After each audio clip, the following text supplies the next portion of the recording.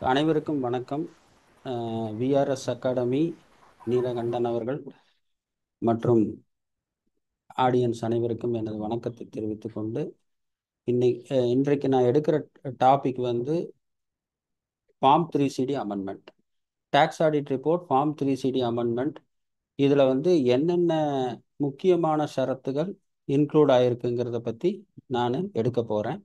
But இதில் வந்திருக்கிற 3CD amendment எல்லாமே நமக்கு டீல் பண்ணுறோன்னு சொல்ல முடியாது. ஒரு சில அமெண்ட்மெண்ட் வந்து நம்ம டீல் பண்ணுறோம், ஒரு சில அமெண்ட்மெண்ட் வந்து நமக்கு மிக முக்கியம், ஒரு சில அமெண்ட்மெண்ட் வந்து தகவலுக்காக நம்ம தெரிஞ்சுக்கலாம். பட் இந்த பிபிடி பொறுத்தளவு நான் எல்லாத்தையுமே நான் கவர் பண்ணியிருக்கேன். அடுத்தது வந்து இதுதான் கதாநாயகன் ஆஃப் த செக்ஷன். எம்எஸ்எம்இல ஒரு அமெண்ட்மெண்ட் கொண்டு வந்திருக்காங்க. ஆக்சுவலாக இந்த எம்எஸ்எம்இ ப்ரொவிஷன் இதுதான் வந்து அமெண்ட்மெண்ட்லேயே ஒரு முக்கிய முக்கிய மெயின் ஜங்ஷன்னு சொல்லலாம், மெயின் ஜங்ஷனாக இருக்கிறது. சரி சார், எம்எஸ்எம்இ ஃபர்ஸ்ட் வந்து என்ன இருக்கு? இந்த எக்ஸிஸ்டிங் கிளாஸ் 22, இது வந்து டெக்னிக்கலா எக்ஸிஸ்டிங் கிளாஸ் 22. சப்ஜெக்ட் மேட்டர் என்ன? எக்ஸிஸ்டிங் கிளாஸ் என்ன இருந்தது, இப்போ என்ன சப்ஸ்டியூட் பண்ணியிருக்காங்கிறது ரெண்ட, முதல்ல என்ன இருக்குங்கிறத மேலையும், கீழே வந்து சப்ஸ்டியூட்டட் கிளாஸ் என்னங்கிறத கீழையும் நான் வந்து ரெண்டு சொல்லியிருக்கேன். ஸோ எக்ஸிஸ்டிங் கிளாஸ் பார்த்தீங்கன்னா amount of interest admissible under section 23 of the micro small medium enterprises act part 1. இது ஏற்கனவே இருக்கிற clause. Amount of interest inadmissible under section 23 of the MSME act, இது ஒரு பாகம். Or existing clause any other amount not allowable under clause H of section 43B of the income tax act 1961. So இந்த கிளாஸ்ல எக்ஸிஸ்டிங் கிளாஸ்ல ரெண்டு point deal பண்றோம். ஒன்று amount of interest inadmissible under section 23, interest inadmissible under section 23 of the micro small medium enterprises act. ரெண்டாவது subject matter or any other amount not allowable under clause H of section 43B of the income tax act. So ரெண்டு subject matter இந்த கிளாஸ்ல deal பண்றோம். சரி sir, இப்போ existing கிளாஸ்ல ரெண்டு subject matter சொல்லிட்டீங்க. ஒன்னு relating to interest under section 23, another வந்து 43BH, ரெண்டு சப்ஜெக்ட் மேட்டர் டீல் பண்ணுதுன்னு சொல்லிட்டீங்க. இப்போ என்ன சப்ஸ்டியூஷன்ல இருக்கு? சப்ஸ்டியூஷன்ல இந்த சப்ஜெக்ட் மேட்டர் ஏதாவது மாறி இருக்கா, இல்ல இதோட பிரசன்டேஷன் மட்டும்தான் மாறுதா டேபிள் மாதிரி அப்படின்னு பார்க்கும்போது, ஃபர்ஸ்ட் கிளாஸ் எடுக்கும்போது amount of interest admissible under section 23 of the MSME act மாறல. கீழே சப்ஸ்டியூட்டட் கிளாஸ்ல பார்த்தீங்கன்னா 22(1) ரோம் லெட்டர் 1ல சொல்லியிருக்கேன், அந்த சப்ஜெக்ட் மேட்டர் அப்படியே இருக்கு. ரெண்டாவது subject matter MSME payment. MSME payment 43BH. MSME பேமெண்ட்ல நம்ம நாட் அலவபிள் மட்டும் முதல்ல சொல்லிட்டு இருந்தோம். இப்போ என்ன சொல்றாங்கன்னா 22 ரோம் லெட்டர் 2 பார்த்தீங்கன்னா total amount required to be paid to micro or small enterprises, total amount required to be paid to micro or small enterprises as referred in the section 55. அப்போ total amount திருப்பி படிக்கிறேன், total amount required to be paid to micro or small, இங்க medium enterprises வரல. அப்போ இந்த வார்த்தையை நம்ம study பண்ணும்போது மைக்ரோ கவர் ஆகும், amount paid to micro enterprises covered, amount paid to small enterprises covered, amount paid to medium enterprises not covered in this class. இது point number 1. அடுத்தது பார்த்தீங்கன்னா டியூரிங் த ப்ரீவியஸ் இயர். ரெண்டாவது வார்த்தை during the previous இயர்னா இப்போ 24-25ல audit பார்க்குற previous இயருக்கு cover ஆகும். அப்போ 22 ரோம் லெட்டர் 2 என்ன சொல்லுதுன்னா, இந்த கிளாஸ் சப்ஸ்டியூட் பண்ண clause total amount required to be paid to micro small enterprises as referred to in section 15, அது பின்னால பார்ப்போம். ஸோ இந்த இடத்துல நம்ம தெரிஞ்சுக்க வேண்டிய ஒரு விஷயம், இந்த கிளாஸ்ல மைக்ரோ ஸ்மால் மட்டும் கவர் பண்றாங்க. ஈவன் மீடியம் என்டர்பிரைசஸ் எம்எஸ்எம்இ ஆக்ட்ல வந்திருந்தால் கூட அது இந்த கிளாஸ்ல கவர் பண்ண வேண்டியதில்லை. ஏன் வேண்டியதில்லைன்னு பின்னால பார்ப்போம். ஸோ டியூரிங் த ப்ரீவியஸ் இயர்னா இந்த வருஷம் 24-25ல ஆடிட் பார்க்குற ப்ரீவியஸ் இயருக்கு மட்டும் பண்ற பேமெண்ட்டுக்கு மட்டும் இது அப்ளிகபிள் ஆகும். இது முதல் பாயிண்ட். அடுத்தது 22 ரோம் லெட்டர் 3 பார்த்தீங்கன்னா பெய்டு ஆஃப் த அமௌண்ட் மேலே வந்து total amount paid to micro small enterprises during the previous year 24-25ன்னு வச்சுக்கோங்க. மேலே சொல்லியிருக்கிற அமௌண்ட்டில் கீழே வந்து paid up to the time given under section 15 of the MSME Act. Paid up to time given under section 15 of the MSME Act ன்னு சொல்லுது. Not previous இயருங்கிற ஒரு வார்த்தையை யூஸ் பண்ணல. அப்போ 24-25ல நம்ம பே பண்ற அமௌண்ட்டு இன் டைம்ல இருக்கலாம். இதுக்குண்டான டியூ நெக்ஸ்ட் இயர் கூட நம்ம பண்ணலாம். ஏன்னா 15 நாள் 45 நாள் ஒரு கான்செப்ட் வர்றப்போ 15 நாள்னா இப்போ 16/3க்கு அப்புறம் நம்ம பண்ணது வந்து அடுத்த வருஷம் கூட பே பண்றதுக்கு டைம் இருக்கு. 45 நாள் கணக்கு எடுத்தீங்கன்னா 15 பிப்ரவரி வச்சுக்கோங்க, 15 அல்லது 16 பிப்ரவரி எடுத்தா 45 நாள் 1/4க்கு அப்புறம் தான் டியூ ஆகும். So paid during the year, due during the year, paid during the year வந்து இந்த வருஷமும் பே பண்ணலாம், அடுத்த வருஷம் டியூ ஆகிறக்க வாய்ப்பு இருக்கு. குறிப்பா 15 நாள் இருக்கிறப்போ 16 மார்ச்சுக்கு அப்புறம் வர்ற பில்லுகளை நெக்ஸ்ட் இயர் ஐ மீன் 25-26ல தான் டியூ ஆகும். அதே மாதிரி 45 நாள் கான்டாக்ட்ஸ் இருக்கிற சமயத்தில் if the agreement is there 45 நாள் டியூவா இருக்கிறது 16/2/25ல இருக்கிறது ஆட்டோமேட்டிக்கா 1/4/2005 ஐ மீன் 25-26 ஃபினான்ஷியல் இயருக்கு தான் இது கவர் ஆகிற மாதிரி பே பண்ற மாதிரி டியூ வரும். ஸோ இது ஒன்று. So Baidu up to the time அப்படின்னு சொல்லும்போது இந்த டைம்ங்கிறது 24-25 மட்டுமல்லாமல் 25-26 கவர் ஆகும். ஏன்னா ஒருவேளை 1/4/24 உதாரணமா 45 நாள் கணக்கு வச்சுட்டா 1/4/24 15/2 வச்சுக்குங்க. ஒரு சுமார் அதுல ஒரு 13, அதுல ஒரு 15, 14/2 வச்சுக்குவோம். 14/2 மட்டும் ஒரு இது 15/2க்கு மேல இருக்கிறது அடுத்த வருஷம் கவர் ஆகலாம். அதனால இந்த பெய்டு அப் டு தி டைம்ங்கிறது நாட் ஓன்லி 24-25, 25-26 கவர் ஆகும். ஏன்னா 45 நாள் கவரேஜுங்கிறது 31/3/25க்கு அப்புறம் கூட விழுகலாம். ஐ மீன் 25-26ல கூட விழுகலாம். ஸோ அதனால் இங்க வந்து இயர்னு சொல்ல பெய்டு அப் டு தி டைம்னு சொல்லிட்டான். That time means 24, not only 24-25, it may be particularly 45 நாள் இருக்கிறப்ப 14/2/25க்கு அப்புறம் பின்னால இருக்கக்கூடிய பில்கள்லாம் 1/4/2025க்கு அப்புறம் தான் ரியலா டியூ. பேமெண்ட் அப்பதான் நடக்கணும். அப்போ 24-25 பிளஸ் 25-26 ஃபினான்ஷியல் இயர் இதை கவர் ஆகும். கடைசியில வந்து இன்அட்மிசபிள் அண்டர் செக்ஷன். ஸோ எவ்வளவு இருக்கு? ஸோ 22-2ல டோட்டல் அமௌண்ட், 22-3Aல வந்து எவ்வளவு டைம்ல கொடுத்துருக்கோங்கிறது, 22-3Bல என்ன இன்அட்மிசபிள் அந்த டைமுக்குள்ள பே பண்ணல. சார் இது பேசுறதுக்கு நீங்க எக்ஸ்பிளைன் பண்றதெல்லாம் கேட்கறதுக்கு கரெக்டா இருக்கு சார். ஏதாவது ஒரு உதாரணத்தோட டீட்டெயில்டா நீங்க சொன்னீங்கன்னா இன்னும் கூட ஒரு கேட்சிங்கா இருக்கும் சார் அப்படின்னு சொன்னா எஸ். ஃபர்ஸ்ட் வந்து நான் என்ன பண்றேன்னா இந்த 2 கிளாஸ் டீட்டெயில் டிஸ்கஷன் நமக்கு தேவைங்கிறதுனால ஃபர்ஸ்ட் வந்து இந்த கிளாஸ்ல இருக்கிற சப்ஜெக்ட் மேட்டரான amount interest inadmissible under section 23 of the micro interest பாகத்தை ஃபர்ஸ்ட் எடுத்துக்கிறேன். அடுத்தது எம்எஸ்எம்இ பேமெண்ட்டை எடுத்துக்கிறேன். ஸோ இந்த ஸ்க்ரீன்ல பார்த்தீங்கன்னா அமௌண்ட் ஆஃப் இன்ட்ரெஸ்ட், ஏன்னா அந்த கிளாஸ் 22 2 சப்ஜெக்ட் மேட்டரை டீல் பண்ணுது. அதில் ஃபர்ஸ்ட் சப்ஜெக்ட் மேட்டரான amount of interest admissible micro small enterprises act or any other. அப்போ இதோட கான்செப்ட் என்னன்னா ஒரு எம்எஸ்எம் மைக்ரோ ஸ்மால் இருக்கு, மீடியம் இல்லை, மைக்ரோ ஸ்மால் என்டர்பிரைசஸுக்கு நம்ம பேமெண்ட் பண்ண வேண்டும். முதல் பாயிண்ட் பேமெண்ட் பண்ணணும். அந்த பேமெண்ட் எதுக்காக இருக்கலாம்? ஒருவேளை அவங்க கிட்ட இருந்து கூட்ஸ் வாங்குவோம் அல்லது சர்வீஸ் வாங்குவோம் அல்லது கேபிட்டல் கூட்ஸுக்காக இருக்கலாம். ஏன்னா ஒரு எம்எஸ்எம்இட்டு இருந்து நம்ம எம்எஸ்எம்இன்னு சொல்றதை விட மைக்ரோ ஸ்மால்னு சொல்லலாம். ஏன்னா எம்எஸ்எம்இனா மீடியம் இன்க்ளூட் ஆகிடும். இங்கே நம்ம பேசுகிற இன்ட்ரெஸ்ட் சப்ஜெக்ட் மேட்டர் ஒன்லி எம்எஸ்எம்இல மீடியம் என்டர்பிரைசஸ் ரெஜிஸ்டர் பண்ணால் கூட அது டிசலவ் ஆகாது. ஏன்னா அதில் அது பிரச்சனை இல்லை. ஸோ இங்கே பேசுகிற இன்ட்ரெஸ்ட் மைக்ரோ ஸ்மால் மட்டும்தான், நாட் மீடியம். அப்போ அவர்கிட்ட டீல் பண்ணும்போது நம்ம வந்து supplier of goods or service capital goods இருக்காக இருக்கலாம். வேற என்ன பண்ண போகிறோம்? அவர்கிட்ட இருந்து பர்ச்சேஸ் பண்ணியிருப்போம், இல்லாட்டி சர்வீஸ் பண்ணியிருப்போம், அல்லது கேபிட்டல் கூட்ஸ் வாங்கியிருப்போம். இந்த 3 தான். ஸோ ரெண்டாவது விஷயம், சரி செக்ஷன், சரி சார் இது அவர்கிட்ட வாங்கியிருக்கோம். Section 15 of the MSME act, அதாவது இந்த இதுக்குள்ள இப்படி கொடுக்கணும்னு இன்கம் டேக்ஸ் எந்த காலகட்டத்திலையும் சொல்லல. இதுக்குள்ள கொடுக்கணும்னு எது சொல்லுது? எம்எஸ்எம்இ ஆக்ட் சொல்லுது. எம்எஸ்எம்இ ஆக்ட்ல எங்க சொல்லுது? செக்ஷன் 15ல சொல்லுது. என்ன சொல்லுதுன்னா உங்க சப்ளையருக்கும் செல்லருக்கும் பையருக்கும் இடையில அக்ரிமெண்ட் இருந்ததுன்னா 45 days from the date of acceptance. இல்லைன்னா 15 days அக்ரிமெண்ட்டு அதெல்லாம் ஒன்றும் இல்லை சார், நம்ம பார்த்து போய்க்கிறது தான் அப்படின்னு சொன்னால் 15 days from the date of acceptance.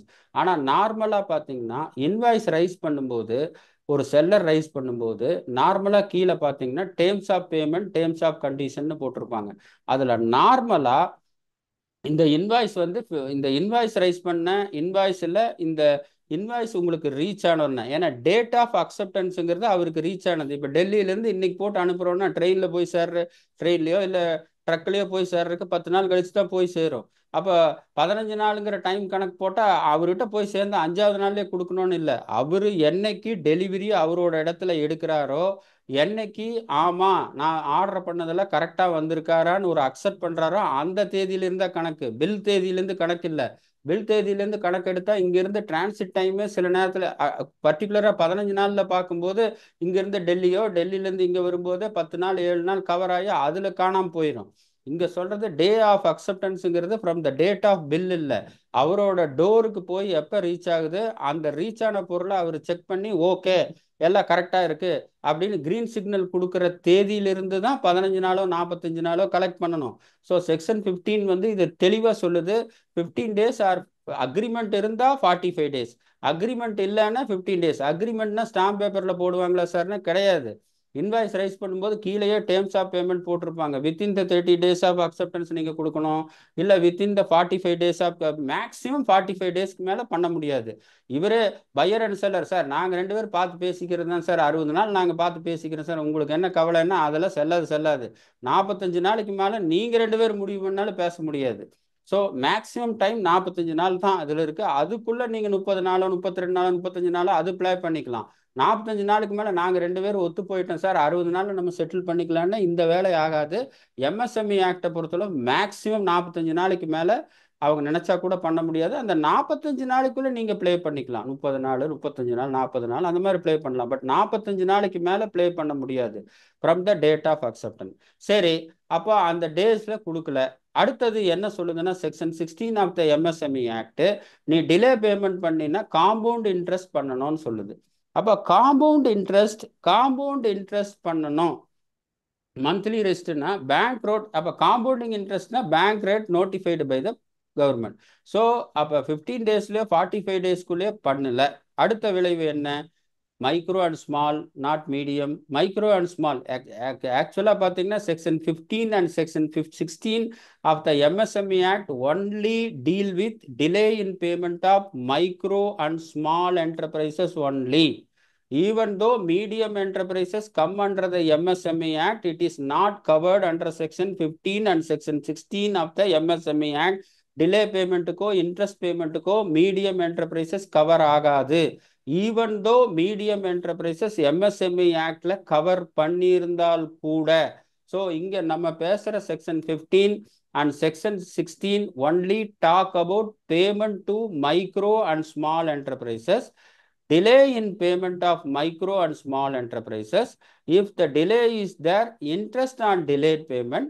Interest on delayed payment is a compounding interest monthly rest, 3 times the bank rate notify. At present, approximately 17.25% per annum. நான் அதில் 17.25 தான் போட்டேன், per annum, per month கிடையாது. சரி சார், இது புரிஞ்சுது. டிலேயா பே பண்ணோம், interest பே பண்ணோம், மைக்ரோ ஸ்மால் என்டர்பிரைசஸ்க்கு தான் அப்ளிகபிள் ஆகும். இது இவ்வளவெல்லாம் எக்ஸ்பிளைன் பண்ணுறீங்க. இதுக்கு நமக்கு என்ன சார் சம்மந்தம்? இன்கம் டேக்ஸுக்கு அவங்க இருக்கட்டும், செக்ஷன் 15 இருக்குது, டிலேயா பே பண்ணிட்டாங்க, செக்ஷன் 16 இருக்குது, இன்ட்ரெஸ்ட் ஆன் டிலேட் பேமெண்ட் இருக்குது, அதெல்லாம் ரைட்டு. இதுக்கு நமக்கு இன்கம் டேக்ஸுக்கு என்ன சம்மந்தம், என்ன ரிப்போர்ட்டிங் பண்ணணும் அப்படின்னு பார்க்கும்போது, மைக்ரோ ஸ்மால் என்டர்பிரைசஸ்க்கு பண்ணக்கூடிய இன்ட்ரெஸ்ட்டை நம்ம பே பண்ணுவோம் அல்லது பேயபிளாக இருக்கும். ஒன்றா பே பண்ணுவோம், இல்லை பேயபிளாக இருக்கணும். குறிப்பாக நம்ம பெரும்பாலும் மர்கன்டைல் சிஸ்டம் ஆஃப் அக்கௌண்டிங் தான் எம்ப்ளாய் பண்ணுறோம். கேஷ் சிஸ்டத்தை விட mercantile system of accounting employ பண்ணும்போது நம்ம ஒவ்வொரு என்ட்ரியும் ப்ரொவிஷன் என்ட்ரி போட்டு தான் ஆகணும். உதாரணமாக மைக்ரோ அண்ட் ஸ்மால் என்டர்பிரைசஸ்க்கு இன்ட்ரெஸ்ட் நம்ம பேயபிள்னு வச்சுக்கோங்க. அந்த payable provision 31/3/25 for the financial year 24-25க்கு நீங்க பே பண்றீங்களோ பே பண்ணலையோ, நீங்க mercantile system of entry mercantile system of accounting employ பண்றப்போ you have to provide the provision entry போடலன்னா என்ன சார்னா, it affect true and fair view of the financial institution qualification observation நம்ம சொல்லணும். இதெல்லாம் மர்கன்டைல் சிஸ்டம் ஃபாலோ பண்ணல, ஏன் follow பண்ணலன்னா இதுக்கு ப்ரொவிஷன் போடல அப்படின்னு சொல்லி நம்ம சொல்லணும். ஏன்னா ஃபார்ம் 3CD வந்து நமக்கு பெரும்பாலும் இன்கம் டேக்ஸ் ஆக்ட்ல ஹைபிரிட் சிஸ்டம் ஆஃப் அக்கௌண்டிங் வெளியில் போயாச்சு. இப்போ நமக்கு இருக்கிற choice cash system of accounting and mercantile system of accounting 2 choice தான் இருக்கு. அதுலேயும் பார்த்தீங்கன்னா இந்த கேஸ் ஆஃப் பிஸ்னஸ், குறிப்பாக இந்த case of business mercantile system of accounting தான் நம்ம பெரும்பாலும் 99% மர்கன்டைல் சிஸ்டம் ஆஃப் அக்கௌண்டிங் தான் எம்ப்ளாய் பண்ணுறோம். இன் பர்டிகுலர் கார்பரேட்ல பார்த்தீங்கன்னா mercantile system of accounting accrual based accounting தான் கம்பெனிஸ் ஆக்ட் ரெகனைஸ் பண்ணுது. பிரைவேட் லிமிடெட் கம்பெனி பொறுத்தளவு கேஷ் சிஸ்டம்ங்கிற சாய்ஸே கிடையாது. அக்ரூவல் பேசிஸ் கம்பெனிஸ் ஆக்ட் பிரகாரம் மர்கன்டைல் சிஸ்டம் மட்டும்தான் ஒன்லி ஒன் ஆப்ஷன் அதுல கம்பெனிஸ் ஆக்ட்ல சொல்லுது. ஸோ இந்த கேஸ் ஆஃப் ப்ரொஃபஷனுக்கு மட்டும் நம்ம கேஷ் சிஸ்டம் ஆஃப் அக்கௌண்டிங் இருக்கு. ஸோ நம்ம பெரும்பாலும் மர்கன்டைல் சிஸ்டம் ஆஃப் அக்கௌண்டிங் பண்றப்போ நம்ம இன்ட்ரெஸ்ட் பெய்டு விட்டுருங்க. பெய்டுனா பேங்க்ல கிரெடிட் வந்துடும், இன்ட்ரெஸ்ட்ல டெபிட் வந்துடும். பேயபிளா இருக்கக்கூடிய ஒரு சூழ்நிலையில் நம்ம ப்ரொவிஷன் இன்ட்ரெஸ்ட்டை டெபிட் பண்ணி அந்த பார்ட்டி பேயபிளை வச்சு ஆகணும். ஸோ அந்த ப்ரொவிஷன் நமக்கு போடலன்னா, எம்எஸ்எம்இ பேயபிள் நம்ம கரெக்டாக போடலன்னா it affect the true and fair view of the financial statement. Right.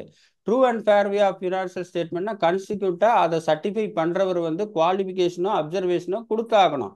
So இங்கே சொல்கிற பாயிண்ட் என்னன்னா, நம்ம இன்ட்ரெஸ்ட் பெய்டோ பேயபிளோ நமக்கு ப்ரொவிஷன் இன்ட்ரெஸ்ட் பெய்டுனா கேஷ் சிஸ்டத்தில் டெபிட் பண்ணுவோம், இல்லை பே பண்ணாமல் இருந்தாலும் நமக்கு சாய்ஸ் இல்லை. குறிப்பாக மர்கன்டைல் சிஸ்டம் போடுறப்ப profit and loss account debit பண்ணியே ஆகணும்.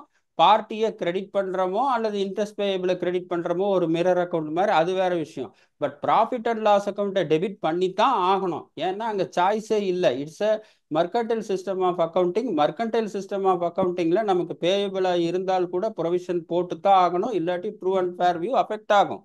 ஸோ அப்படி மாதிரி இருக்கிற பட்சத்தில் P&L டெபிட் ஆகி தான் இருக்கணும். மர்கன்டைல் சிஸ்டம் நிலவர சூழ்நிலையில் எப்போ அலவன்ஸ் இந்த ப்ராஃபிட் அண்ட் லாஸ் அக்கௌண்ட் வந்திருக்கோ டிஸ்அலவன்ஸுங்கிறது மிக மிக முக்கியம். ஏன்னா ப்ராஃபிட் அண்ட் லாஸ் அக்கௌண்ட்ல ஒரு எக்ஸ்பென்சஸ் எழுதுறோம், செலவாக எழுதுறோம்.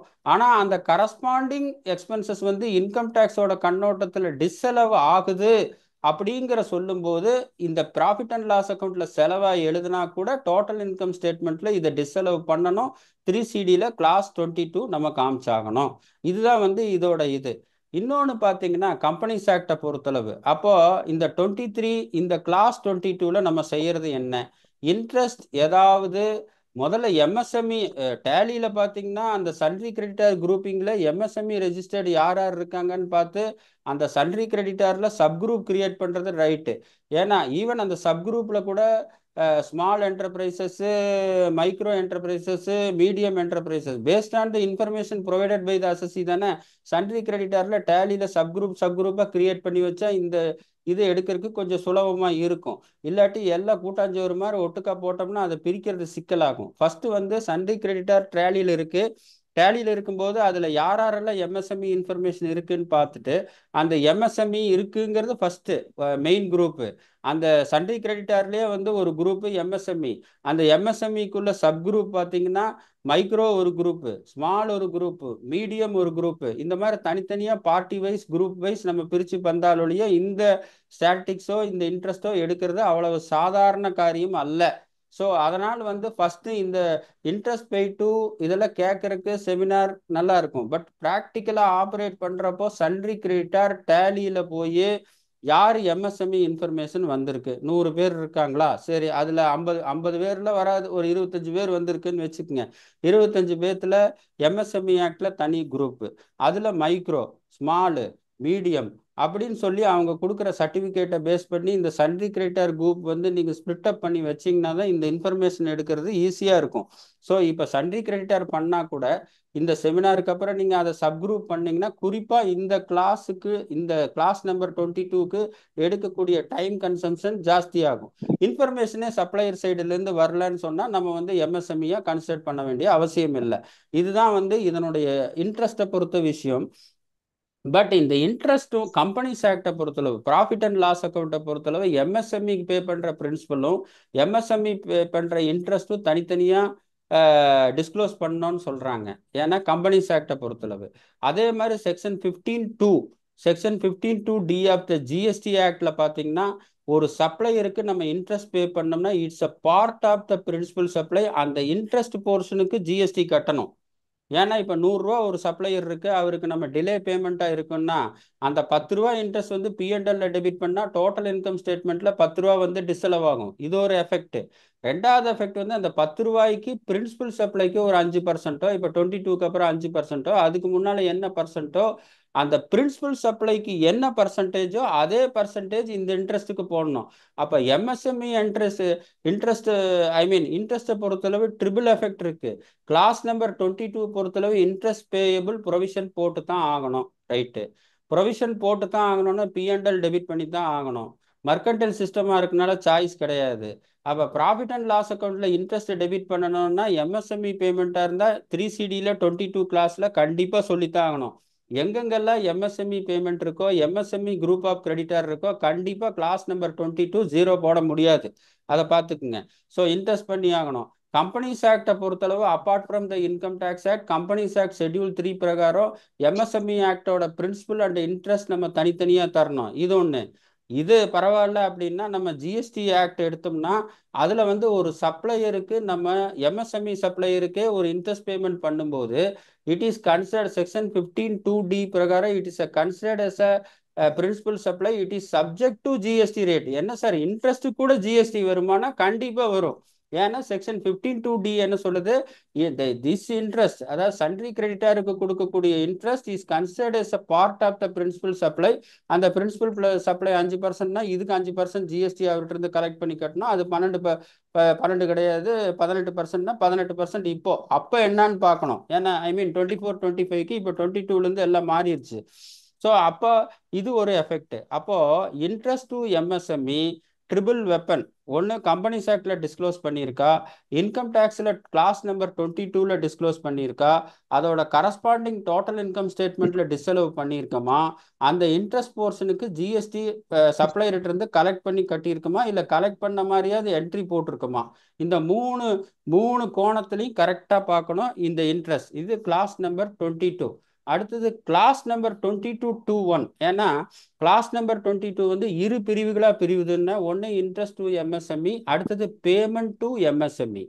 ஸோ ஈவன் இதில் கூட பேமெண்ட் டு எம்எஸ்எம்இ அப்படிங்கிறதுல கூட எம்எஸ்எம்இங்கிறது மைக்ரோ ஸ்மாலை தான் இன்க்ளூட் ஆகுமே ஒழிய மீடியம் என்டர்பிரைசஸை கவர் பண்ணாதது. ஸோ இங்கே பார்த்தீங்கன்னா ஒரு நிமிஷம், இந்த சப்ஸ்டியூட் கிளாஸ் 22ல் பார்த்தீங்கன்னா கீழே 22(1) வந்து எம்எஸ்எம்இ இன்ட்ரெஸ்ட்டை பற்றி இத்தனை நேரம் நான் பேசிட்டேன். எம்எஸ்எம்இ இன்ட்ரெஸ்ட்டை பற்றி பேசிட்டேன். செகண்ட் பாயிண்ட் 22(3) பார்த்தீங்கன்னா total amount required to B paid micro and small enterprises during the previous year. So இங்கே என்னன்னு பார்த்தா மைக்ரோ ஸ்மால் என்டர்பிரைசஸுக்கு எவ்வளவு அமௌண்ட் நீங்கள் பே பண்ணீங்கன்னு சொல்லுங்கன்னு சொல்லி அடுத்த கிளாஸ் சொல்லுது. 22(2)ஓட ரிப்போர்ட்டிங் வந்து மைக்ரோ ஸ்மால் என்டர்பிரைசஸுக்கு 24-25ல் டியூரிங் த ப்ரீவியஸ் இயரில் எவ்வளவு அமௌண்ட் பே பண்ணீங்கிற தகவலை நீங்கள் கொடுக்கணும்னு சொல்லி 22(2) சொல்லுது.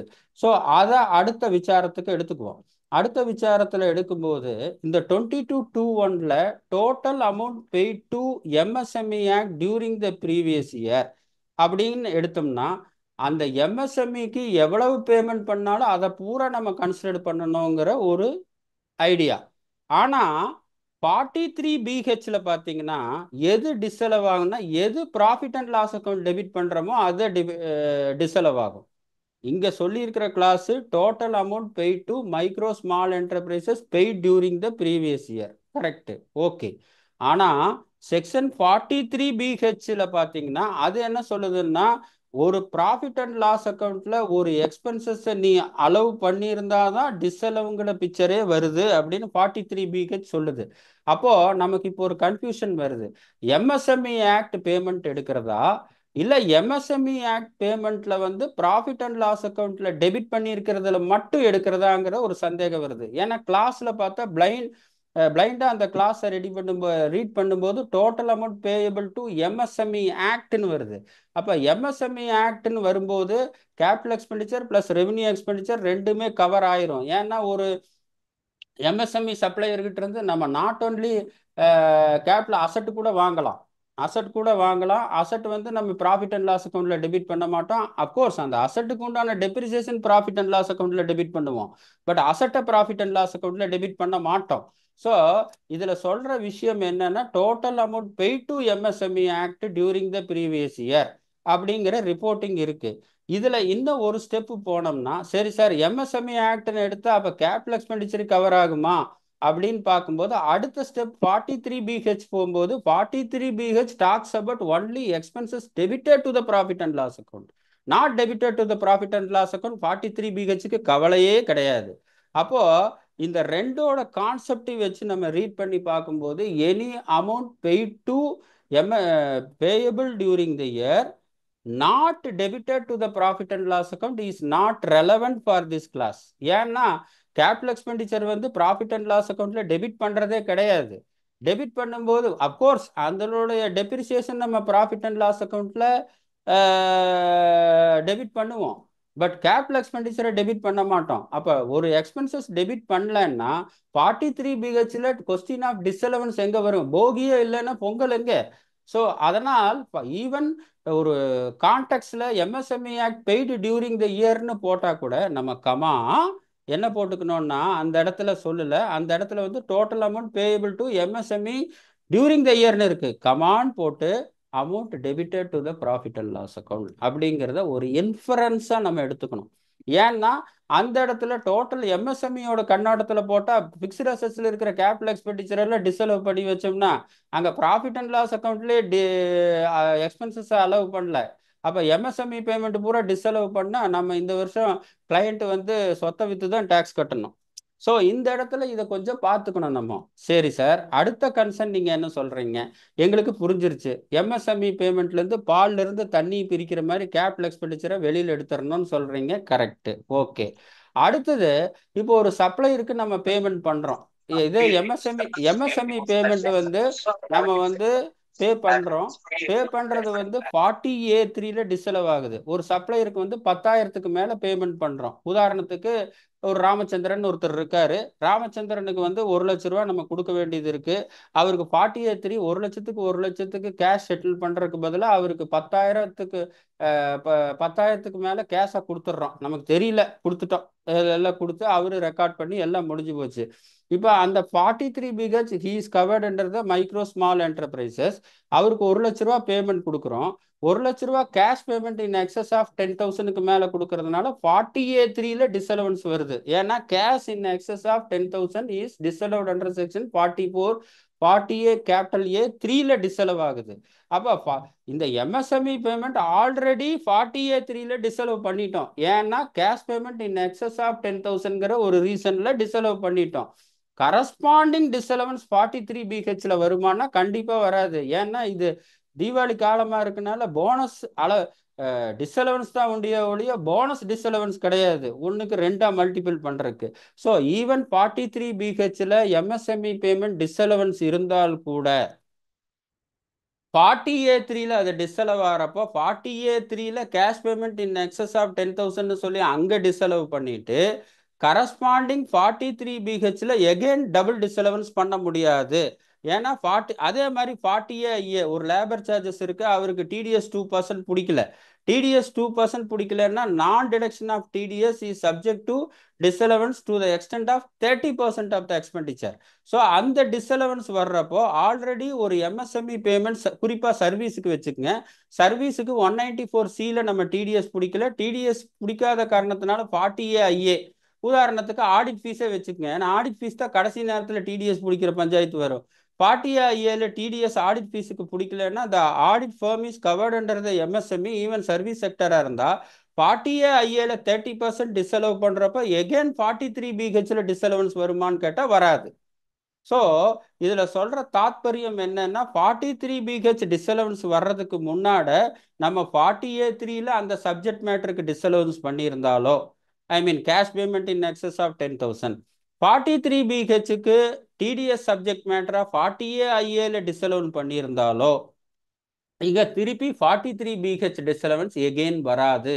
இது ரொம்ப ரொம்ப மெட்ரிகுலஸான பாயிண்ட்டு. இதை நீங்கள் பார்த்துக்குங்க. ஏன்னா இது தீபாவளி காலமாக இருக்கனால போனஸ் டிஸ்அலவன்ஸ் ஆகிற போகுது. நார்மலாக 40A3ல நம்ம டிஸ்அலவன்ஸ் கொடுக்க மாட்டோம், எல்லாத்தையும் பார்த்து முடிச்சு விட்ருவோம். பட் 40A பொறுத்தளவு டிடிஎஸ் நான் டிடக்ஷனுக்கு டிஸ்அலவன்ஸ் வந்ததுன்னா கரஸ்பாண்டிங் பேமெண்ட் 43BHல எகெயின் டிஸ்அலவன்ஸ் தேவையில்லை. இது ஒன்று. ஸோ அதே தான் நான் சொல்லியிருக்கேன், 43BH only come allowed. Other செக்ஷனில் டிஸ்அலவன்ஸுங்கிற வந்துருச்சுன்னா 43BH நியூட்ரல் ஆகிடும். 43BH எப்போ அப்ளிகபிள் ஆகும்னா it's relating to MSME payment. It is otherwise allowable under the income tax act. Otherwise disallowable under section 40 capital A3 40A it is not again subject to 43BH. MSME பேமெண்ட்ல disallowance ஆகாது. இது ஒன்று பார்த்துக்குங்க. அப்போ paid in டைம்னு சொல்லியிருக்கேன். Paid in time not only cover the previous year but also current financial year, not only cover 23-24, 24-25. So அதே மாதிரி not paid up to the time inadmissible. இது இந்த டைம் ஜோன் 16/3/14 நான் ஏற்கனவே பேசிட்டேன். ஸோ இது வந்து MSME பேமெண்ட்டை பொறுத்தளவு guidance note on institute of chartered accountant of India guidance note issue பண்ணியிருக்காங்க. அதில் பார்த்தீங்கன்னா list of Udyam registered supplier, micro வாங்குங்க, இதெல்லாம் சொல்லியிருக்காங்க. பெரும்பாலான சூழ்நிலைகளில் நம்ம தான் இதில் ஒர்க் பண்ணுற மாதிரி இருக்கும் ஆக்சுவலாக. சரி, இன்ட்ரெஸ்ட் அண்ட் MSME பேமெண்ட் அதெல்லாம் இருக்கட்டும் சார்.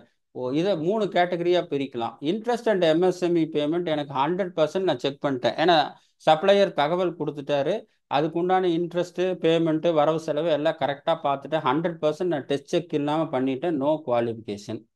ரெண்டாவது விஷயம், சார் தகவல் கொடுத்துட்டாங்க, நிறைய என்ட்ரி இருக்குது, என்னால் எல்லாமே செக் பண்ண முடியல, ஒரு 100-300 பார்ட்டி போகுது, எல்லாம் உட்காந்து பார்த்தா அடுத்த வருஷம் தான் 31 அக்டோபருக்கு ரிட்டர்ன் ஃபைல் பண்ணுவேன். இப்போ பண்ண முடியாது. I adopt for the test check. Test check பண்ணுறப்போ மேனேஜ்மெண்ட் ரெப்ரசன்டேஷன் வாங்கிடலாம், டிஸ்க்ளைமர் கொடுத்துடலாம், நான் இந்த மாதிரி குவாலிஃபிகேஷன் டெஸ்ட் செக் தான் பண்ணியிருக்கேன், டெஸ்ட் செக்கில் வந்து எந்த ஒரு நெகட்டிவ் இது வரலன்னு சொல்லலாம். மூணாவது வந்து டீட்டெயில்ஸே கிடையாது, எதுவுமே இல்லை, யார் MSMEன்னு தெரியல. சன்ட்ரி கிரேடர் எடுத்து விட்டா A to Z வந்து யார் இருக்கா யார் உள்ள இருக்கான்னு தகவல் இல்லை, இல்லை தகவல் இருந்துட்டு நம்மகிட்ட சொல்ல மாட்டேங்கிறாங்களான்னு தெரியல, இல்லை சப்ளையர் தகவல் சொல்லலையாங்கிறது நமக்கு தெரியல.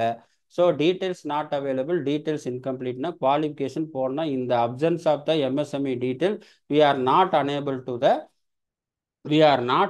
to the quantify this இது அப்படிங்கிறத நம்ம சொல்லணும். ஸோ அப்போ வந்து 100% நீங்கள் MSME பேமெண்ட் வெரிஃபை பண்ணினீங்கன்னா குவாலிஃபிகேஷன் தேவையில்லை. இல்லை நாம் தகவல் இருக்குது, அத்தனையும் நம்மளால் செக் பண்ண முடியல, டெஸ்ட் செக் தான் பண்ணுறோன்னா management representation letter with qualification, நம்ம இவ்வளோ தான் நம்ம பண்ண முடிஞ்சுது அப்படின்னு சொல்லிடலாம். டீட்டெயில்ஸே கிடைக்கல அப்படிங்கிற மாதிரி ஒரு சூழ்நிலை வர்றப்போ, டீட்டெயில்ஸ் இன்கம்ப்ளீட்டாக வர்றப்போ நம்மளோட inability to quantify the disallowance form 3CBயில் மெயின் ஆடிட் ரிப்போர்ட்டில் நம்ம சொல்லிடணும். இதுதான் வழி. அடுத்தது பார்த்தீங்கன்னா, இப்போ நான் சொன்ன கருத்துக்களோட ஒரு ரெக்கன்சிலேஷன் போட்டிருக்கேன். Total amount due to MSME vendor, capital expenditure not debited. இப்போ நம்ம சொன்ன பாயிண்ட்டுக்குள்ள சம்மரைஸ் பண்ணியிருக்கேன், ஒரு எக்ஸாம்பிள் கொடுத்துருக்கேன். Not capital expenditure not debited to the profit and loss account, payable to medium enterprises not covered under the 43BH. Other disallowance 40A3 பொறுத்தளவு ஃபுல்லாக டிஸ்அலவன்ஸ் எடுத்திருக்கேன். 40A வந்து ஒன்லி 30% மட்டும்தான் டிஸ்அலவ் ஆகும். ஸோ அந்த ப்ராக்கெட்டில் கொடுத்துருக்கிறதெல்லாம் 40A இம்பேக்ட்டு, அது கடைசி மட்டும் அந்த ப்ராக்கெட்டில் கொடுத்துருக்கேன். So clause 22 900 paid during the year, balance outstanding paid in the time next year, balance in admission. So இந்த எக்ஸாம்பிளை வச்சுக்கோங்க. ஏன்னா ஈவன் தோ சர்டிஃபைங் வந்து சார்ட்டர்ட் அக்கௌண்ட் சர்டிஃபை பண்ணாலும் இதுக்கு கிரவுண்ட் லெவல் ஒர்க் நம்ம எல்லாம் சேர்ந்து தான் பண்ணி ஆகணும்.